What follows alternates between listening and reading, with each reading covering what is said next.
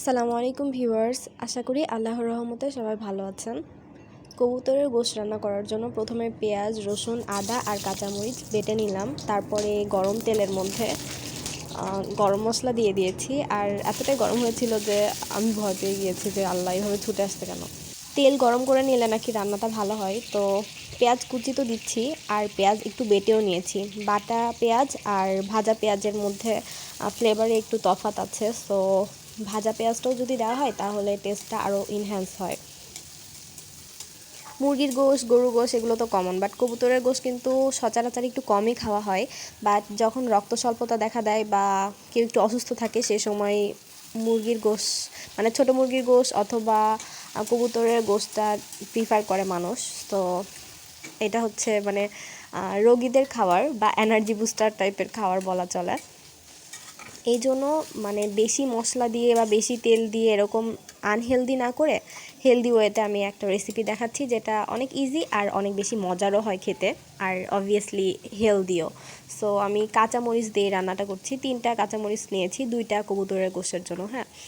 আর শুকনা মরিচ এখানে ব্যবহার করব না।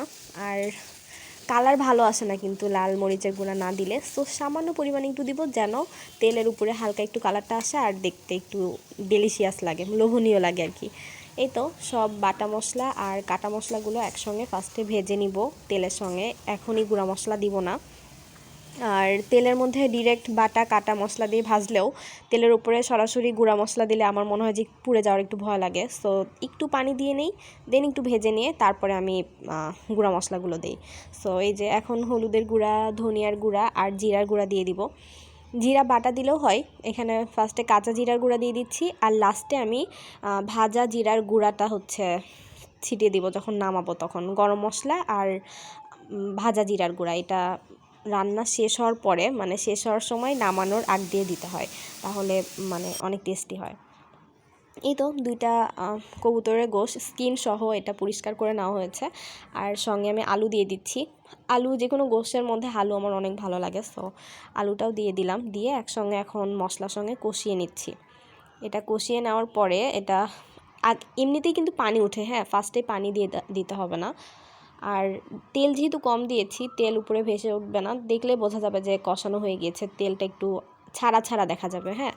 তারপরে একটু গরম পানি দিয়ে এটা রান্না করে নিতে হবে, তাহলে এটা রান্না ডান হয়ে যাবে। আর যেই ব্লেন্ডারে মশলা বেটে নেওয়া হয় সেটাতে করে মানে সেটা ধুয়ে আমি দিই, যেন একটু মশলা অপচয় না হয়। অপচয় করার কি দরকার, সো ওটা তো ধুয়ে ফেলতে হবে। সো ওর মধ্যে পানি দিয়ে আমি এটা তরকারির মধ্যে দিয়ে দেই। এই তো রান্না কমপ্লিট, দেখতে পাচ্ছেন। এখন ভাজা জিরার গুঁড়া আর ভাজা গরম মশলার গুঁড়াটা দিয়ে নামিয়ে নিতে হবে। না, এখনও কমপ্লিট হয় নাই, আরেকটু সেদ্ধ করতে হবে। ঝোলটা এখনও পাতলা পাতলাই দেখা যাচ্ছে, দেখতে পাচ্ছেন। আর আলু আর গোশ সেদ্ধ হয়ে গিয়েছে।